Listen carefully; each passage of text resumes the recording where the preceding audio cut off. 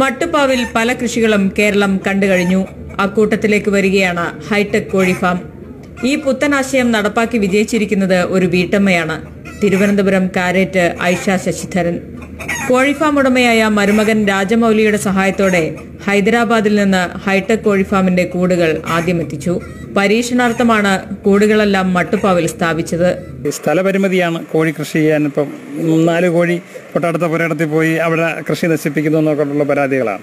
അപ്പോൾ അതൊക്കെ ഒരു മട്ടുപ്പാവിൽ കുറച്ച് സ്ഥലം ഉണ്ടെങ്കിൽ ഇത്രയും സ്ഥലത്ത് തന്നെ ഇപ്പോൾ ഇതിൻ്റെ ഈ ഒരു വരിയും കൂടെ വെച്ചാൽ നമുക്ക് ഏതാണ്ട് 300-400 കോഴി ഇടാൻ പറ്റും. അപ്പോൾ കൂട് ഓർഡർ ചെയ്തതിൽ ഒരു മാസം സമയം എടുക്കും. അതാണ് അതിനകത്തൊരു ഡിലേ എന്ന് പറയാൻ അത്രയേ ഉള്ളൂ. 1 മാസം ടൈം എടുക്കും. കൂട് അവരവിടെ നിന്ന് അയച്ച് ഇവിടെ അസംബിൾ ചെയ്യുകയാണ് ചെയ്യുന്നത്. കോഴികൾക്ക് ഭക്ഷണം നൽകാനും വെള്ളം കുടിക്കാനുമെല്ലാം പ്രത്യേക സംവിധാനമാണ് കൂട്ടിലുള്ളത്. മുകളിലെ ബക്കറ്റിൽ ഒഴിക്കുന്ന വെള്ളം പൈപ്പിലൂടെ എല്ലാ കൂട്ടിലും എത്തും.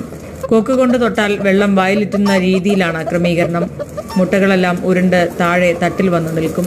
തീറ്റ രാവിലെ ഇട്ട് പിന്നെ ഇടയ്ക്ക് ഒരു 10-11 മണിക്ക് ഞങ്ങൾ പച്ചപ്പുല്ലരിഞ്ഞിട്ട് കൊടുക്കും.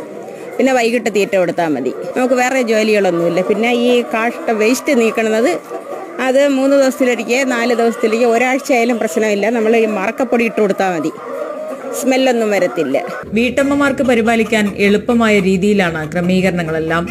150 കോഴികളുള്ള ഇവിടെ 22,000 രൂപ മാസവരുമാനം ലഭിക്കുന്നു. ഇപ്പം പിന്നെ നാടൻ മുട്ടയ്ക്ക് നല്ല ഡിമാൻഡാണ്. വീട്ടിൽ വന്ന് വാങ്ങിച്ചോണ്ട് ഞങ്ങളെങ്ങും കൊണ്ടു കൊടുക്കണ്ട.